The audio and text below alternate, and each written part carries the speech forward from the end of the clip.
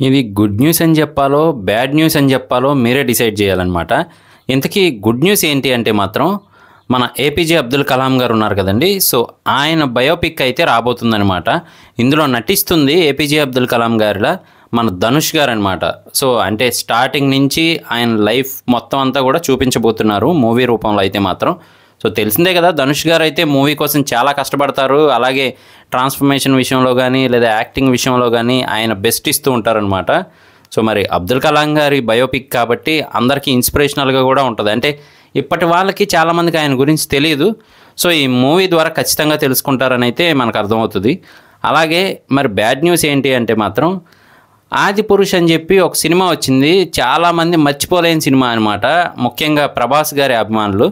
So ఆ సినిమాని direct చేసిన ఆయన మీకు గుర్తున్నారు కదా, ఓం రావత్ గారు అనమాట. మూవీ టైటిల్ మర్చిపోయినా కానీ ఆయన నేమ్ మాత్రం మర్చిపోకుండా గుర్తుపెట్టుకుంటూ ఉంటారు. సో ఆయన ఈ మూవీకి డైరెక్టర్ అనమాట. అంటే ఏపీజే అబ్దుల్ కలాం గారి లైఫ్ మొత్తాన్ని చూపించే బయోపిక్ని ఆయనే డైరెక్ట్ చేయబోతున్నారు. సో మరి ఎందుకు బ్యాడ్ న్యూస్ అంటే ప్రస్తుతానికి మనం బ్యాడ్ న్యూసే అనుకోవచ్చు, ఎందుకంటే మనకు అంత చేదు అనుభవాన్ని ఇచ్చారనమాట ఆదిపురుష్ మూవీతో.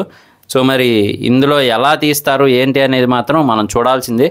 పైగా ఇది చాలా సెన్సిటివ్ మ్యాటర్, దేశానికి ఎంతో పేరు తెచ్చినటువంటి ఆయన అనమాట. సో మరి ఆయన బయోపిక్ అంటే ఓం రావత్ గారు కూడా చాలా జాగ్రత్తగా చాలా కేర్ తీసుకుంటూ డైరెక్ట్ చేస్తారని అయితే మనం నమ్మచ్చు. అలాగే మరి దీనికి ప్రొడ్యూసర్లుగా ఉన్నదైతే మాత్రం ఏకే ఎంటర్టైన్మెంట్స్ వారు, అలాగే కార్తికేయ మూవీని ప్రొడ్యూస్ చేసిన అభిషేక్ అగర్వాల్ గారు అనమాట. సో అలాగే హిందీలో చూసుకుంటే కనుక గుల్షన్ కుమార్ గారు, కృష్ణ్ కుమార్ గారు, వీళ్ళందరూ అయితే ప్రొడ్యూసర్లుగా ఉన్నారు. మరి చూడాలి ఈసారి ఓం రావత్ గారు ఏం చేస్తారు ఏంటి అని అయితే మాత్రం. సో మొత్తానికైతే మాత్రం ఒక మంచి మూవీ, అంటే డైరెక్టర్ అదంతా పక్కన పెడితే కనుక పర్ఫెక్ట్గా వస్తే ఇది ఒక మంచి మూవీ అయితే అవుతుందన్నమాట. అంటే ఇన్స్పిరేషనల్ స్టోరీ అది. ఆయన రామేశ్వరం నుంచి తన జర్నీ ఎలా స్టార్ట్ అయింది, మరి ఆయన అంత హైట్స్ ఎలా చూడగలిగారు, అవన్నీ కూడా అయితే క్లియర్గా ఉంటాయి, పడ్డ స్ట్రగుల్స్ అవన్నీ కూడా. సో ఇప్పుడున్న యూత్కి కూడా చాలా ఉపయోగపడుతుంది. అంటే సక్సెస్ అవ్వడానికి, గోల్ వైపు వెళ్ళడానికి ఆయన్ని ఇన్స్పిరేషనల్గా కూడా తీసుకోవచ్చు అనమాట.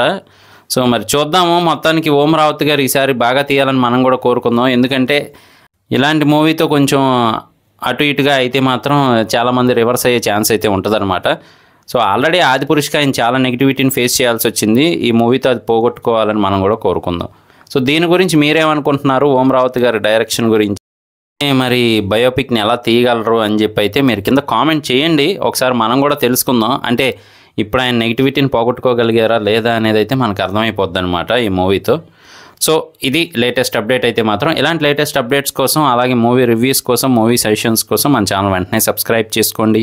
నేను మీ ప్రసాద్, మళ్ళీ నెక్స్ట్ వీడియోలో కలుస్తాను. Love you all.